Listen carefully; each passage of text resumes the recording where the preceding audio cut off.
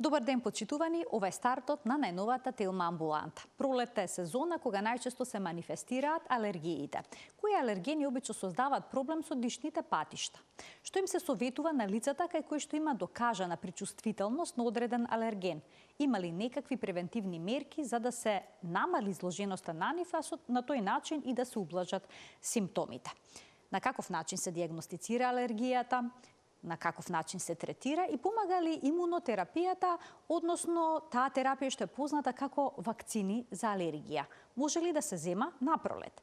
Имаме бројни прашања кои што денеска ќе ги упатиме на професор доктор Дејан Докич, пулмоалерголог од Универзитетската клиника за пулмологија и алергологија во Скопје. Разговорот со доктор Докич ќе го проследите веднаш по рекламниот блок. Се гледаме набрзо во студиото на Телма.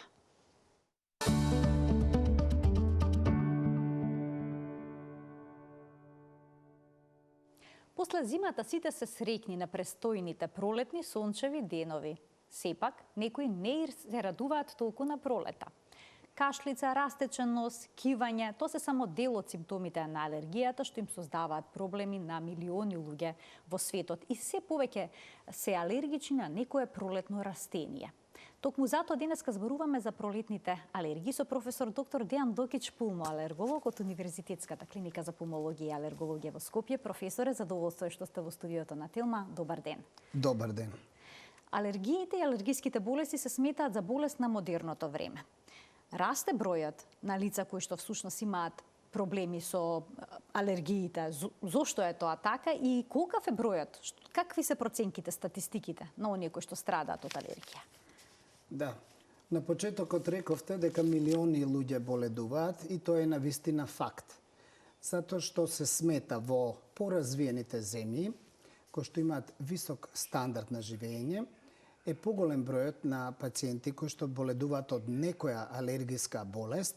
Тука може да ги спомнеме алергискиот ринитис, кој што честопати е поврзан со алергија и на очните капаци, па го нарекуваме риноконјунктивитис, секако бронхијалната астма тука спаѓа. Понатаму алергијата може да се манифестира и на други органи, на кожата, како уртикарија, може да се манифестира како атописки дерматит, но исто така и во гастроинтестиналниот тракт, како една алергија на одредени хранителни продукти. Да не заборавиме дека може да биде и од убот на инсекти, особено пчела или оса, кој што кај пациенти кои што се многу алергични може да заврши со смртен исход. И секако дека алергијата на одредени медикаменти или одредени ракавици медицински кои што имаат латекс, значи најчесто на латекс е алергијата, или некои други медицински девајси или делови кои што се употребуваат во болниците. Така да, ако споредиме високо развиените земји во Европа, околу 30% од населението, дури и повеќе од 30%, како што е Велика Британија, Белгија, во светски размери тоа би било Австралија, каде што имат над 35% од населението да боледува од алергиски ринитис. Кај нас, на жалост, последната епидемиолошка студија во Македонија е направена 2003 година и таа говори дека 23,1% од населението имало алергиски ринитис. Верувам дека после сите тие години многу е поголем бројот, меѓутоа точниот број не можеме да го кажеме заради отсуство на епидемиолошка студија.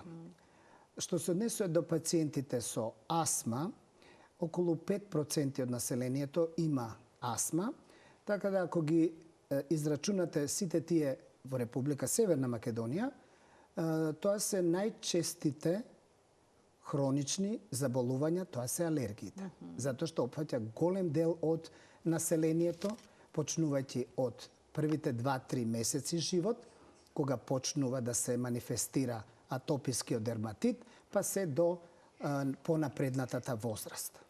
Професоре, што се случува со нашето тело, со имунолошкиот систем, кога се јавува алергија? Алергијата е едно, ајде да кажем, пореметување на имуниот систем. Ние сите знаеме од пандемијата со COVID дека во борба против одредени туѓи субстанции или туѓи натрапници, патогени ги викаме, било да се тоа вируси или бактерии, се создаваат одредени антитела. Па знаете, едно време се мереа колку има IgM, IgG. Во првиот контакт со некое вирус или бактерија или габичка се создаваат IgM антителата. Тие не случајно, бидејќи имаат 1000 пати поголема абсорптивна моќ да се сврзат за антигените, отколку IgG, оние што следат потоа. И тие затоа во почетокот се најважни, за да што повеќе од патогените ги отстранат од една страна и можат во форма на комплекс да се излачат надвор од организма. Значи, тој што влегол, што е туѓа субстанца, ја сврзува, ја врзува за себе во форма на еден комплекс и ја елиминира.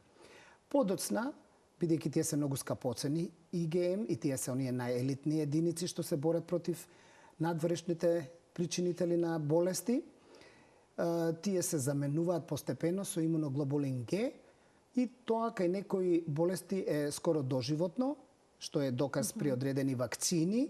Кога ќе се вакцинираат, се создаваат IgG антитела, тоа е крајната цел на тие вакцини што до сега, па ако сакате и на пертусис, кои што понатаму и кај некои болести траат и се присутни за целиот живот и ве штитат од добивањето на таа болест повторно. Или ако сте вакцинирали, нема никош ни да ја добиете. Од друга страна, проблемот кај алергиските пациенти е што тие не создаваат IgM или IgG антитело, тие создаваат сосема трето едно IgE. Тоа антитело може да се сврзе со туѓите честички, во овој случај нели поленски зрнца или од животински влакна алергени или отровот од инсекти и така натаму.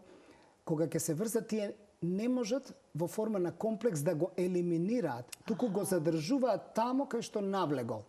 Ако е тоа слузокожата од носот, ќе развијат ринитис, ако е тоа слузокожата на очните капаци, ќе развијат конјуктивитис, или ако е тоа слузокожата на бронхијалното стебло, ќе развијат бронхијална астма. Значи, наместо да го врзат и елиминираат, они го врзуваат и го задржуваат. Сега, кога имате задржано тука, организмот реагира и сака тоа да го отстрани, правејќи една воспалителна реакција, во овој случај тоа е алергиска реакција. И бидејќи не може да го отстранат алергенот, постојано таа перзистира, доколку се работи за пролетни алергии, тоа ќе биде одреден број месеци, штом ќе го снема алергенот, постепено ќе се расчисти таа алергиска реакција, но доколку се работи пак за целогодишни алергени, како што се микрокрлежите во домашната прашина, како што се животински влакна, како што се спори од мувли, во тој случај нема никогаш да се отстранат, да се повлечат, тие постојано ќе перзистираат и ќе дојдат до еден хроницитет, ќе доведе до влошување на клиничката слика и скоро секогаш ќе завршат порано или покасно како бронхијална астма. Професоре, зошто некои луѓе никогаш не имаат проблем со алергиски болести, а други постојано се мачат со симптомите на алергијата?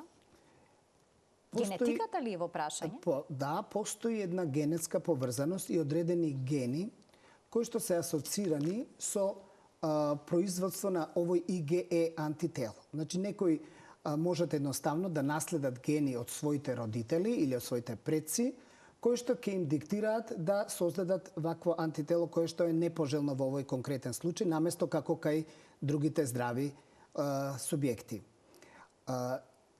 Генетиката говори дека доколку еден од родителите е алергичен, шансата да следната генерација, некој од тие следните поколенија, бидат алергични е 50%. Што значи, ако има некој фамилија, еден родител со алергија, има 4 деца, ќе го кажам зашто баш 4 го кажам, може и 2 да имаат, нели? Од тие 4 деца се очекува 2 деца да имаат алергија, 2 да немаат. Доколку двата родитела имаат алергија, во тој случај 75% од следната генерација ќе имаат алергиски предиспозиции. Значи, од 4 деца, 3 ќе имаат, точно така, а едно ќе биде здраво. Тоа е голема веројатност за токму така. Меѓутоа, не може само генетскиот фактор да објасни се поголемиот број на пациенти кои што имаат алергија, мора да кажеме дека секој еден ген, независно која особина ја кодира, во овој случај гените се со имунитетот кој што го одредуваат, тие зависат од надворешната средина. Колку еден ген ќе дојде до израз и ќе се претвори во некој фенотип, зависи од интеракцијата со надворешната средина. Со надворешните фактори. Со надворешните фактори. Едно просто ќе кажам да, например, доколку некоја индивидуа има родители кои што се 1,70 м, значи релативно средна висина, следното поколение, нивните генетски материјал може да се движи во однос на висината тие што кодираат гените од 1,60 м во најлоши случај, тоа до 1,80 м, може да и повеќе. Сето тоа, дали ќе бидат 1,60 м или 1,80-85 м, ќе зависи во какви услови они надвор живеат. Ако е некој спортува, особено спортови што извишуваат и скокаат, како што е одбојка и кошарка, ако добро се исхранува, ако има доволно сонце, ако има доволно витамини, тие ќе дојдат до 1,85 м. Но доколку тие особи бидат неактивни, во темни простори живеат, немаат витамини, едноставно закржлени, тие ќе бидат 1,60 м. Значи, дали еден ген ќе се исполи максимум или минимум, ќе зависи од влијанието на надворешната средина, така да и овде надворешната средина е обвинета за се поголемиот број на пациенти со алергии. Во прв случај, би сакал да ја кажам теоријата на хигиена од Ерика фон Муциус. Всушност, најмногу хигиената ја обвинуваат, претераната хигиена вела дека може да доведе до алергии. Да, има некакво влијание, секако. Значи, ова е само теорија.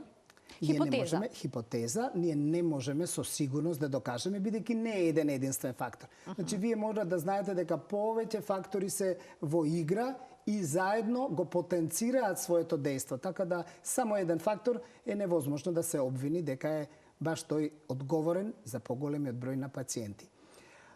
Што говори таа теорија? Таа теорија говори дека доколку она што е приметено и што е факт е дека во развиените земји имате поголем број на пациенти со алергии. Во тие развиени земји, каде што имаат луѓето висок стандард, каде што здравствениот систем функционира добро, каде што децата редовно се вакцинираат, не како кај нас, каде што имате дополненија на храната со различни суплементи, било да е тоа јод, било да се витамин А, Д и некои други во млеката што се продаваат, во другите прехранбени продукти. Значи, во таква една средина, практично намалене инциденцата на инфекции со вируси и бактерии. Затоа што системот функционира и нивниот имун систем сега е на некој начин се придвижува, рамнотежата ја поместува во правец на реакција со разни други субстанции, туѓи за организмот, кои што не се од типот на некои микроорганизми, туку се од типот на некои синтетски материјали, полисахариди, протеински и така натаму, кои што се наоѓаат во поленските зрнца или во некои други прехранбени продукти, бои, адитиви што додаваат во исхраната. Така да кај тие средини, во тие средини, имуниот систем на субјектите што живеат тамо повеќе е вперен кон борбата со ваквите туѓи честички што и во изобилство се наоѓаат во нивна. Затоа има зголемен број на алергии таму. И затоа се смета, значи не можеме со сигурност да тврдиме, додека наспроти тоа приметено е дека во земји со низок стандард, во Африка, во Азија, во Јужна Америка, каде што децата се боси, голи, одат надвор, им течат, знаете, секрет од носот, каде што нити се вакцинираат, нити пак има некакви дополненија во исхраната, може би некои од нив немаат ни доволно исхрана. Во таквите средини, каде што се повеќе припаѓаат на тие со помал и низок животен стандард, тамо нивните деца и нивниот имун систем се бори повеќе со инфекции, било да се тоа вируси, било да се тоа паразити, да не ги заборавиме во тие земји. Понатаму може да се бактерии. Сето тоа го ангажира толку многу имуниот систем во борба со инфективни честички, значи со бактерии, вируси и други биолошки материјали, да тие на некој начин рамнотежата ја поместуваат во тој правец, а ја супримираат или на некој начин е намалена инциденцата на алергиски болести кај ова население. Тоа е една само хипотеза. Меѓутоа, мора да напоменеме дека има и други фактори, што исто така се наоѓаат во надворешната средина. Тоа, например, би било аерозагадување. Имаме нови аерозагадувачи, кои што не само што ја влошуваат алергиската реакција, туку тие ги прават поленските зрнца во средини каде што е поголема аерозагаденост, особено со озон, и тие поленски зрнца стануваат многу појак алерген отколку истите тие поленски зрнца доколку се најдат во средина каде што немате високи концентрации на озон. Значи, прво, самиот алерген станува поагресивен, појак, а од друга страна пак пациенти кои што живеат во средини каде што нема многу аерозагадување, каде што немате озон, имат поблага и поретко алергиска реакција, за разлика од пациентите кои што се експонирани на поголеми концентрации на аерозагадување, бидејќи сите аерозагадувачи се оксиданси и нивното дејство на површината од слузокожите е такво да предизвикуваат воспаление сами по себе. И сега имате едно воспаление заради аерозагадување, во сезоната на цветање доаѓаат алергените, тие од своја страна алергиско воспаление имате, се дуплираат воспаленијата и симптомите се многу поизразени и појаки. Да не кажеме дека секојдневната храна, имате GMO храна, генетски модифицирани продукти, имате хербициди, пестициди што во изобилство се користат во земјоделството, во сточарството, антибиотици и други хормони, сето тоа кога ќе го земете како комбинација, уште еден чинител. Да не спомнеме пушењето. И морам да спомнам и стресот. И стресот влијае на имунолошкиот систем. Познати се болести кои што се асоцирани со стрес. Меѓу другото и тоа влијае на имунолошкиот систем. Така да ако сето ова го земете во предвид, ќе ви стане многу јасно зашто е толку поголем бројот на пациенти со алергии во 21 век. Споменавте дека има целогодишни алергени, но и сезонски. Што е најпроблематично во овој период на годината кај нас? Кои се најчистите пролетни алергени?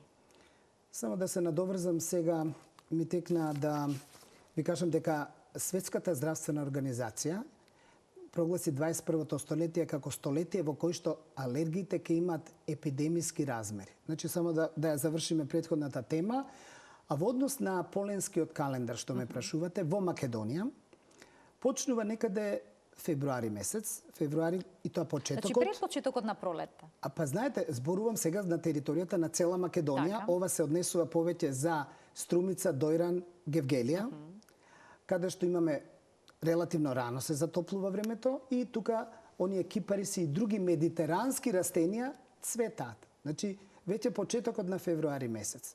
За да почетокот на март, првите денови, плюс минус 2 недели може, значи, да биде и крајот на февруари, може да биде почетокот или, да кажеме, веќе половината на март, све зависи од климатските фактори. Колку ќе имаме сонце и колку ќе биде топло времето. Значи, од тоа зависи кога ќе почнат да цветаат рано цутечките дрва, тоа се бреза, леска, дрвото на лешник, јова, даб, бука и некои други. Тие цветат околу еден месец. И верувајте дека бидејќи прво при еден налет на ветар тие паѓаат на конјунктивите на очите и преку носот се вдишуваат, така да првите симптоми во првите пролетни денови ќе ги видите од пациентите кои ќе кажат почна да ме јада, имам јадеш во очите и во носот и почнувам да кивам. Значи тоа се првиот барометар кој што ќе ви каже веќе почна сезоната да цветаат бидејќи тие веќе стануваат осетливи. Како што реков, рано цутечките дрва и нивните поленски зрнца се наоѓаат и присутни се во текот на месец март. Повторно зависно од сезоната, во почетокот на април месец почнува да цветат тревите. И тие цветат некаде до јули месец, иако во одредени сезони и години можело да се најдат одреден број на мали концентрации, но да се најдат и до септември месец. Значи, до јули највака реално е и секоја година. Во меѓувреме почнуваат да цветат дочно цветачките дрва, како што е багрем, како што е липа, тоа некаде почеток на јуни месец. Во меѓувреме и коровите, кај нас не толку соседните земји како многу, меѓутоа вие не можете да се одбраните, бидејќи ние немаме зидови и бариери. Тие поленски зрнца постепено од Србија ќе дојдат и довдека. Прашање на време само додека тие фатат почва каде што може да никнат и ќе почнат и тие да прават поленизација. Понатаму киселец, пелин, тоа се исто корови кои што некаде до октомври месец цветаат. И имаме поленски зрнца. Меѓутоа, штом ќе почнат првите дождови, некаде на почетокот на есента, во октомври, ноември веќе месец, па се до крајот на јануари, немаме веќе поленски зрнца во воздухот во Република Северна Македонија, но, како што реков, во тој пак период, кога има дождови, кога е постудено времето, луѓето го проведуваат повеќе во затворен простор и тука до израз доаѓаат сега целогодишните алергени, бидејќи подолго време престојуваат во домовите, нормално секој мора да спие, во самите тие микрокрлежи се наоѓаат во душеците, во јастучниците, во сите ткаенини, било да се тоа килими, таписони, завеси, секаде се наоѓаат и практично тогаш подолго време имаат контакт пациентите со овие целогодишни алергени и веќе почнуваат да се манифестираат не толку изразито јако како пролетните алергии, бидејќи од една зима одеднаш доаѓате убаво време, ве удира еден поленски бран од зрнца и веќе веднаш осеќате симптоми и можда и јасно ќе ви стане дека имате алергија. Но тука тоа е постепено, не се така јаки, бидејќи е целогодишен, нема сезона. Така да ќе почнат пациентите да осеќаат малку затнат нос, ако воопште го осеќаат, бидејќи постепено тоа се намалува, кога ќе дојдат кај нас, кога ќе направиме една риноманометрија предна, кога ќе им кажеме имате јака степен на обструкција на носот, они викаат не, ја добро дишам. Меѓутоа, кога ќе им се стави деконгестив некој, тие веднаш тогаш ќе сватат колку малку уствари имале проодност на носот. Бидејќи постепено се случува тоа и они се навикнуваат. Знаеш, некоја промена која е нагла, како што ви реков, веднаш ќе се почувствува. Ова не се. И така тие некојаш пациенти понатаму имаат, ќе кажат почесто имам бронхити, условно кажано во наводници, они така го опишуваат. Меѓутоа можеби се работи за астматски уствари напади, кои што не се адекватно можеби препознаени. Но тука ги препишуваат на честите настинки. Значи, секој еден кој што во овој период има зачестени настинки, треба да направи алерголошки тестирања, да се види дали може би причина за тие чести настинки се целогодишни алергии, особено во носот и бронхијалното стебло, и евентуално да се види, ако има чести настинки, еден компјутер на параназалните синуси да се направи, да видиме да нема анатомски аномалии кои што фаворизираат на вистина инфекции, може би вирусни почесто, но кои што се комплицираат со секундарни бактериски инфекции, така да во тој период они многу почесто имаат симптоми на горно-респираторни инфекции. Ги споменавте горно-респираторните инфекции, сега сме во период кој исто така има доста вируси кои што предизвикуваат настинки горно-респираторни инфекции. Има ли некои клучни разлики во симптомите за да може да се направи разлика помеѓу настинка, горно-респираторна инфекција и алергија? Нема. Ниту лекарите од општа медицина и семејна, па дури и другите интернистите не може да ја направат таа разлика, бидејќи тоа се ситни нијанси кои што кај некој се присутни, кај некој не се. Значи, ако веќе сакате да спомнеме, јадежот е карактеристичен за алергиите. Јадеш во очи, во носот, нормално во бронхијалното стебло не, но тука кашлицата е. Но ако така кажете во зимен период, не знаете колку многу пациенти има што кашлат од разни причини, не мора да се сите алергични, нити пак сите да имат настинка. Така да, додека не се направи да се посомнева зошто пациентот има почесто настинки или горно-респираторни инфекции, визави некои други кои што има, да кажеме, 3-4 во текот на сезоната, а некои имате 10 или 12. Значи, таквите пациенти, препорачувам, секој еден од нивните матични лекари или семејна медицина да направат алерголошки тестирања, доколку е позитивно, може би адекватни терапија да се даде и евентуално да побараат кај нив да се направи еден компјутер на параназални синуси. Со тоа ќе расчистиме во голема мерка што е причината да тие имаат многу почесто такви проблеми. Споменавте алерголошки тестови. Има тестови кои што се прават на кожата И има тестови кои што се прават преку крв. Што препорачувате, што е подобро? Што е златен стандард? Златен стандард се кожните тестови. Тоа се прави така што се нанесуваат капки, капките се различни алергени и кроз нив се прави, низ нив се боцнува, ама многу малку и многу површно еден убод со ланцета се прави и доколку се јави реакција со една испакнатина на кожата, папула ја викаме, и црвенило околу, тоа исто како да ве каснал комарец, значи нешто од тој тип, во тој случај таа е позитивна реакција. Секогаш се прават овие, бидејќи се испитувања на самиот пациент.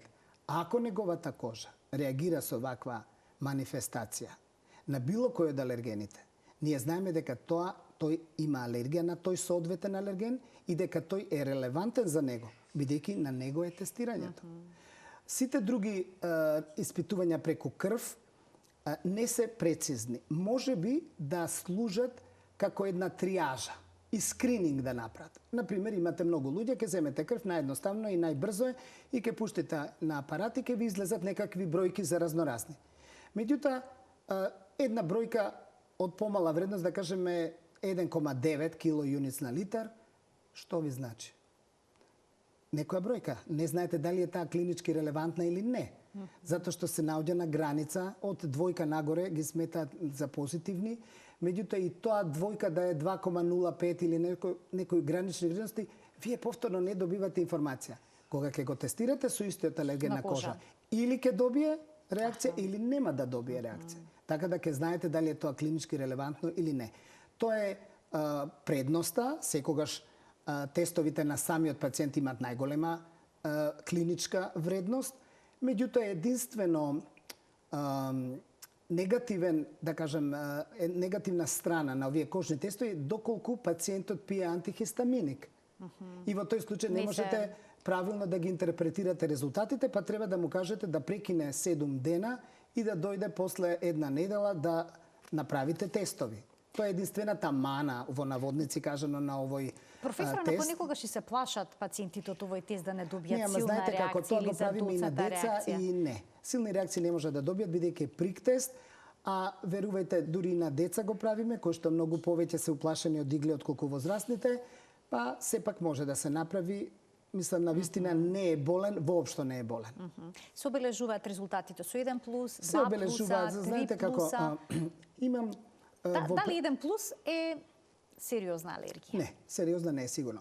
Но сакам да укажам каква е интерпретацијата. Често пати добивам резултати правени во некои други институции, каде што не се правилно интерпретирани тестовите. Знаете што, ние секогаш тестираме, а и другите се обврзани тоа да го прават, институции или ординации што работат со прик тест да имаат позитивна контрола и негативна контрола.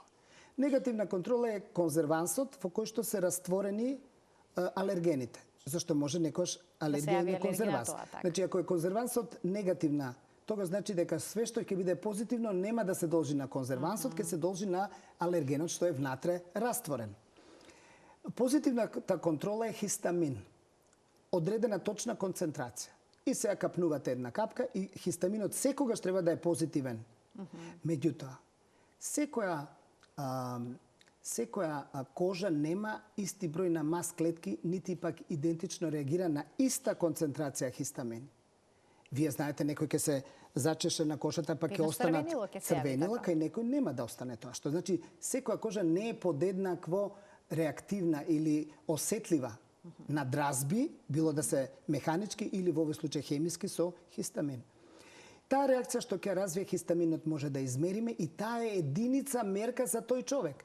Кај некој, например, имате 1 сантим ќе биде, кај некој ќе биде истата таа, ќе биде со 5 милиметри, значи половина сантим. Меѓутоа за тој пациент таа единица мерка, бидејќи така реагира со таа осетливост кожата. И сега на тоа треба да се врз на тоа треба понатаму да ги мериме, да се интерпретира другите.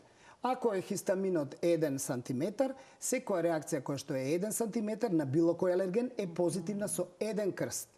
2 крста е двојно поголема реакција, ако има како псевдоподи или прсти, како амебата, тогаш е 3 крста реакција. Така да на овој начин би можеле да го факторот реактивна кожа инкалкулираме во интерпретацијата. Значи ова го кажам бидејќи често е проблем. И често е проблем без да се има утврдено дали некој има алергија или не, имаат симптоми на горно-респираторни инфекција во наводници, да кажеме, не знаеме што е, едноставно имаат симптоми од горно-респираторен тракт и тие даваат антихистаминики. За да се смири кашлицата најчесто. Ке дојде на тестирање, јас не можам да го тестирам бидејќи мора да се чека 7 дена. Така да тоа е исто така нешто често во праксата. Би апелирал да секаде каде што имате докажана алергија да се дава антихистаминик, бидејќи регистрацијата на антихистаминиците, индикационото подрачје е алергиски ринитис и конјуктивитис и уртикарија. Значи, доколку има нешто што е диагностицирано од овие две болести или атописки дерматит, може да се даде, но каде што не знаете што е, го давате лекот. Упорна кашлица даваат, професоре. Не, видете, упорна кашлица, таа мора да дојде и да се види од што кашла.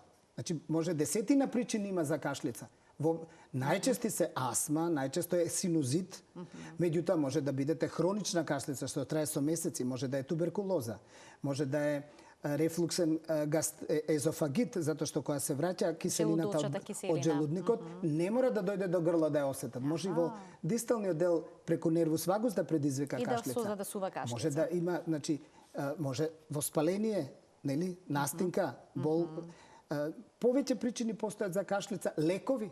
Знаете дека АК инхибитори, ангиотензин конвертинг ензим лекови можат, као што се скоприл или некои други ЕНАП, може да дадат кашлица. Нека и секој. Не значи дека не треба да се употребуваат тие лекови, но некој што ги употреба, ако има кашлица, се друго е исклучено, мора и на тоа да се помисли.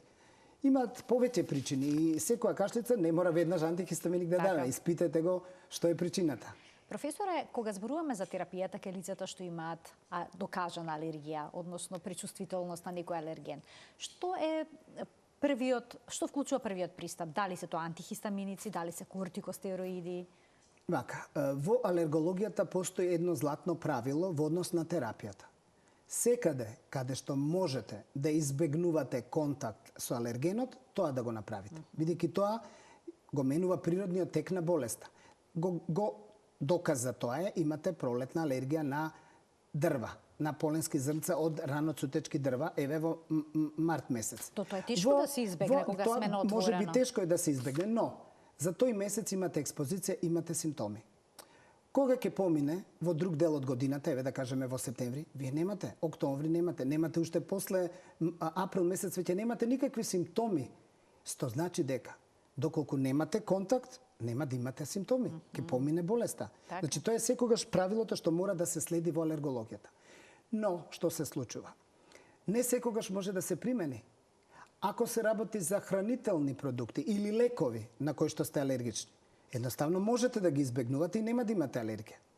Но овдека имате нешто што е во воздухот, а вие мора да дишате и практично не можете да го избегнете.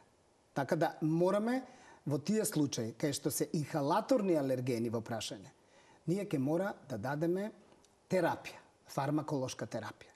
Секогаш се оди со локална или тописка терапија. Тоа што значи дека ако имате проблеми со носот, ќе земете спреј за нос, бидејќи неговата биорасположливост е таква да многу малку се ресорбира од кога ќе се нанесе во носот, односно... Значи, системски проблеми не може да предизвика ако се нанесе локално во нос? Значи, некои од нив, од кортикостероидите, имаат 1%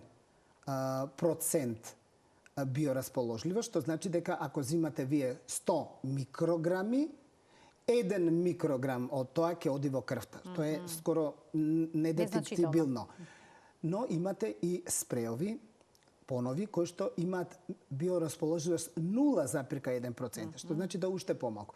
Така да, треба да се употребуваат такви спреови, бидејќи секојдневно може да се употребуваат нешто пред почетокот на очекуваната сезона, за да го избегнете оној ударен или прайминг ефект, што ви го кажав, одеднаш почнува голема концентрација на поленски зрнци и одма се јавуваат тешки симптоми. Значи, постепено, предходно една недела предходно, ќе почне да се ставаат кортикостероидот и инхалаторен кортикостероид во носот и ќе тера до крај на сезоната. Сега, некои имаат потешки симптоми. Може да се употребаат инхалаторни антихистаминици, но немаат таков ефект како оралните. Значи, кај овие пациенти, освен редовно што ќе земаат назални кортикостероиди или евентуално инхалаторни во белите дробови, може при влошување на симптомите по потреба орални антихистаминици од генерацијата на неседирачки. Тоа се најнови не успиваат, кои што не успиваат. Дури имате и некои на кои што не се потенцира влијанието на алкохолот, бидејќи алкохолот знаете дека може да делува на мозокот, знаеме точно како делува. Антихистаминиците слично делуваат и доколку не се од тие најнова генерација, тие може нивното дејство да го продлабочат и тогаш да имаат големи проблеми управувајќи возило или некакви апарати. Но најновата генерација не го потенцираат дејството, значи се посовремени, не ги успиваат пациентите, па дури можат и до 4-кратни дози да се дадат. Не е индикацијата кај инхалаторните алергени, тоа може во случај на уртикарија да се даде, меѓутоа сакам да напоменам чисто дека се навистина без седативно дејство и може да се дадат во поголеми количини. Се дават по потреба. Тоа значи дека имаме период од неколку дена каде што сонцето е јако, каде што имаме можеби и ветар дува, поленски зрнца, голема концентрација, не е доволен само инхалаторниот кортикостероид да ги реши симптомите, во тој случај ќе се земе антихистаминик перорално. Дојде период на врнежи, каде што врнежот ќе ги прецепитира доле, ќе ги наталожи поленските зрнца, во воздухот ќе немате, нема симптоми, во тој случај нема да го зима антихистаминикот, но пак ќе кажам треба да продолжи со инхалаторниот кортикостероид. Постојат и други некои антилеукотриени, тоа се лекои каде што обично се дават кај пациенти со астма и ринитис алергиски и имаат одредени ефекти. Работата е тоа што имаме и нон-респондери или некои кои што не реагираат на оваа терапија, но за да тоа се види треба 1 до 2 месеци да се зимаат. Постојат гранули од 4 мг за деца што се растварат, постојат таблети од 5 мг за малку поголеми деца и за возрастни 10 мг, но како што реков по една се зима на ден, треба 2-3 месеци да видиме дали некој ќе има бенефит од тоа или ќе нема. Професоре, дали советувате во овој период од годината, кога има поленови зрнца во воздухот, да се испира носот со хипертонични или пак хипотонични солени раствори, дали тоа ќе помогне? Со најобичен физиолошки раствор може да се испираат и тоа е убаво затоа што се измива и концентрацијата што се наоѓа во носот се измива и се спречува контактот со слузокожата и со имуниот систем нормално. Така да промивки се пожелни. Сега мора да сватите дека тие што имаат алергиски ринит имаат и затнатност, и течење на бистар секрет, назален говор имаат, не им е лесно, имаат јадеж во носот, пропратено можеби со јадеж во очите, црвенило, солзење, кивање, така да сме имале пациентка, кога сум околу кивањето, некаде 18 години, која што во серија киваше 40 пати, не можеше воздух да земе. Тоа сигурно многу исцрпувачко. Ама нормално не може 40 пати вие да кивате поред, можете да замислите дека не може да дојде воздух. Значи има секакви екстремни случаи, но има и некои полесни случаи, така да треба сето тоа да се земе во предвид кога се има давањето на терапијата и кој интензитет. Имаме терапија која што ако се влошуваат симптомите се оди 1 чекор погоре, значи се дополнува со уште некоја терапија. Кога ќе се намалат симптомите, чекор подоле во однос на тоа што треба да се даде. Така да еден пристап на пациентите е многу важен на време, на почеток на сезоната, не у средина или на крај, затоа што веќе сте ја пропуштиле и не сте можеле да им помогнете. Професоре, што е со имунотерапијата кога станува збор за алергиите и дали имунотерапија е исто што и така наречените вакцини за алергија? Имунотерапија е можеби најправиот медицински збор или термин. Она што ви го реков на почетокот дека во алергологијата важи правило да се избегнува контактот со цел да се модифицира природниот тек на болеста. Втората можност што делува на природниот тек на болеста е имунотерапијата. Се другото може да го спаднеме во една фармаколошка терапија која што ги лечи симптомите или ги супримира, но не ја лечи правата алергиска причина. Тоа ви е како да имате некоја водоводна цевка во зидот и капе и вие ќе видите флека на зидот, давајќи ја медикаментознава терапија, било да е инхалаторна или перорална или парентерална, фарбаме како, зидот. Вие го глетувате и го бојадисувате зидот, го молерисувате, но пак ќе се јави таа флека до година, ако е сезонски, нели? Ако е целогодишна, цело време ќе ви биде присутна, значи вие морате цевката да ја смените, иначе ништо не направите. Ете, тоа го прави имунотерапијата. Давајќи ги тие растечки дози, тоа не е ништо друго, да не се плашат родителите или можеби гледачите дека тоа е некаква вакцина каква што ги видовме кај COVID-19, МРА вакцина или ДНК или РНК вакцини, не. Нити пак се класични вакцини кај што имате атенуиран вирус или бактерија, оние што се за грип даваат или другиве дитепери и така натаму. На што се темелат овие вакцини? Овие се истиот тој алерген, кој што пациентите го внесуваат. Они го внесуваат, меѓутоа овој пат го внесуваат преку нос, нели? Или преку дишење, преку дишните патишта. Хемиски и физички е преработен. Значи тој истиот така. И даден, најчесто може да се даде подкожно, како вакцини, но има и таблети, сублингвално, под јазикот за да се стопи. Така дадени, така внесен алергенот, преработен малку хемиски и физички, не е ништо друго, нема нешто друго. Тој создава еден имун одговор, да се вратиме на почетокот од оваа емисија, како кај здравите, со создавање на имуноглобулин Г. Така да тие пациенти тој имуноглобулин Г при следното влегување на алергенот ќе го неутрализира и ќе го исфрли. И ќе надвладее над оние претходно создадени IgE антитела.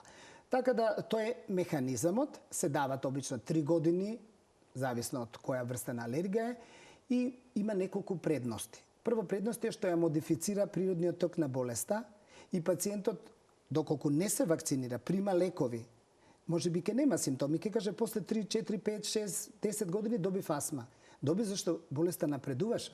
Почна од носот, бидејќи дишаме преку нос, тука се наталожува поленските зрнца, носот може некое време да компензира, после не може више да ја врши својата функција, тие влегуваат подоле во долните дишни патишта и така ќе настане кај тие пациенти астма. Тој може да нема симптоми со терапија интензивна, медикаментозна, но ќе развие астма, тој е природен ток на болеста. Но на овој начин нема да настане сензибилизирање и на некои други алергени. Во тој смисол, ако има лесна астма, ќе исчезне. А ако нема астма, нема да ја добие кај тие што би ја добиле, доколку би примале само медикаментозна терапија. Има долг период на ефикасност, околу 10 до 15 години, и ги намалува симптомите, секако и според тоа нема потреба веќе ни никаква терапија, ни инхалаторна, а уште помалку и перорална терапија. Кои алергени, само да ни кажете, професоре, дава најдобар резултат? Прво кај оние пациенти кои што фармаколошката терапија нема да помогне. Значи, вие имате, ке дојдат пациенти, многу има такви. Ставав толку години спреови, зимам овие антихистамици, па други, па трети, четврти менува, состојбата или му е лоша, или му се влошува. Значи, ке тие пациенти морате тогаш да интервенирате со имунотерапија, зашто нема што друго, а требате да му возможите еден нормален живот. Секој сака да има добар квалитетен живот и ние мора тоа како лекари да им го обезбедиме на тие наши пациенти кои што навистина имаат отежнати квалитет на животот. Не е како што е кај другите. Така да овие вакцини, како што реков, обично кај 60% е доволно еднаш во животот да се даде. Пак ќе напомнам, генерално, тоа не важи за секој. Секој индивиду е за себе, ве молам. Кај некој ќе помогне повеќе, кај некој помалку, но нема луѓе на кои што не помогнало. Колку е помлада особата, значи, ако во детството се диагностицира алергија, не треба да се чека да дојдат до пубертет или, не знам, до возрастна доба, за да ги добијат оваа имунотерапија. Колку е помлад организмот што ја добива, поголема е успешноста. И тоа е логично, помал хроницитет на болеста. Ако вие имате 20 години некоја болест, сега нормално тие 20 години не можете за 3 години терапија да ги комплетно анулирате. Значи, апелирам, побрзо, уште у детската возраст, треба да почнат со имунотерапија, тие кај што треба да се индицира, да не ме разберат погрешно дека на секој. На секој не, на тие кои што треба. а тоа ќе го одреди алерголог. Во зависност од Во споменавте, зависност од сите одредени овие работи што ги критериуми треба да се исполнат.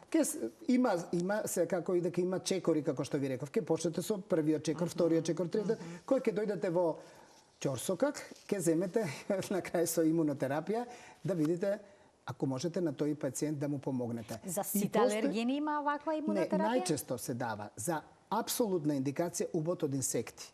Значи вие, како што реков, кај оние што се многу алергични на убот од инсект, тие може да доведе до смртен случај. Анафилактичен шок. А најчести пациенти кои што имаат најтешка форма на алергија на убот од инсекти се фамилијата на пчеларите.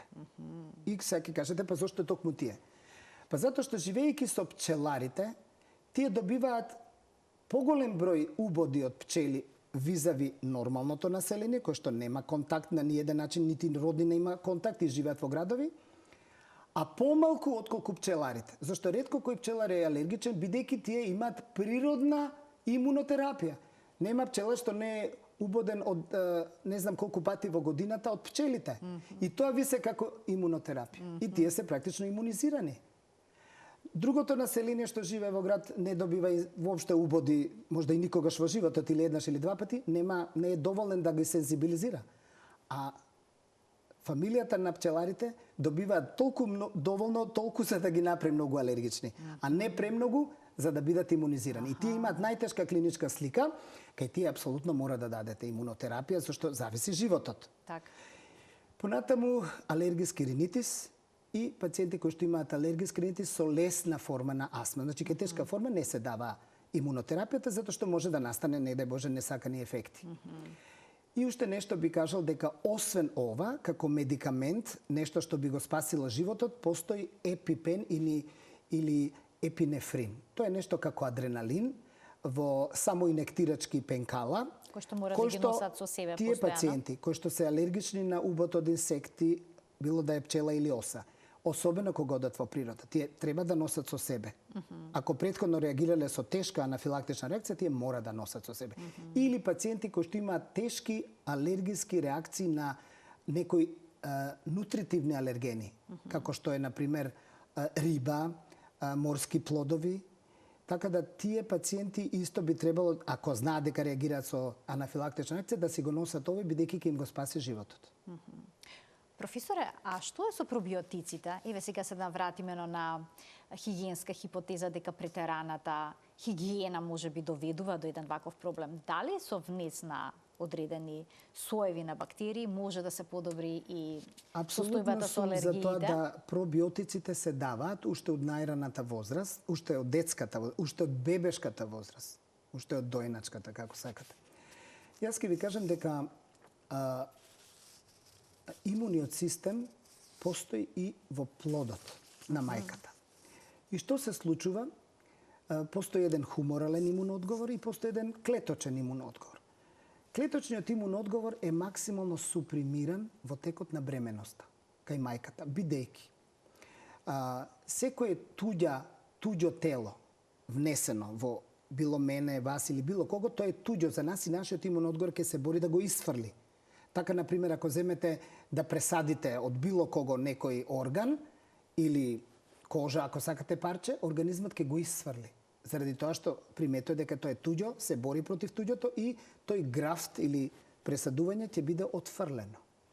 Сега што се случува кога мајката забременува и во плодот имате генетски материјал од мајката што си го препознава, но имате и од таткото што е туѓ за мајката. И од таа причина тој клеточен имуноодговор е по природен пат, значи природата направила така да го потисне. И за да не го исфрли плодот. Кај некои пациентки чести абортуси може да е причина и ова, затоа што организмот на мајката го препознава плодот како туѓ, делумно туѓ, како сакате, и го исфрла во форма на абортус. Тоа е поретко, меѓутоа еве постои како можно. И сега природата што направила, го супримирала тој имуноодговор. И сега имате хуморален одговор и имате депримиран целуларен или клеточен одговор. При раѓањето. Зошто пак природата е најважна? Поминува низ породилните патишта. И детето се максимално колонизира со бактериите што живеат во вагината на мајката. како што се лактобацили, бифидобактерии, така натаму. И за тие неколку часа после тоа, тие се колонизираат кај негово стомакот, ги има и на кожата, и нагло таа нерамнотежа се изедначува, бидејќи клеточниот имун одговор реагира на микроорганизми како што се бактерии и веднаш се изедначува. Доколку остане оваа неизедначеност, а каде останува? Ке оние што се со царски рез, нели? Ако не зимаат пробиотици, пак доаѓаме допирна точка со пробиотиците, кај нив ќе остане она нерамнотежа со предоминација на хуморалниот имун одговор и кај тие пациенти се развива атопија и алергија во многу поголем број.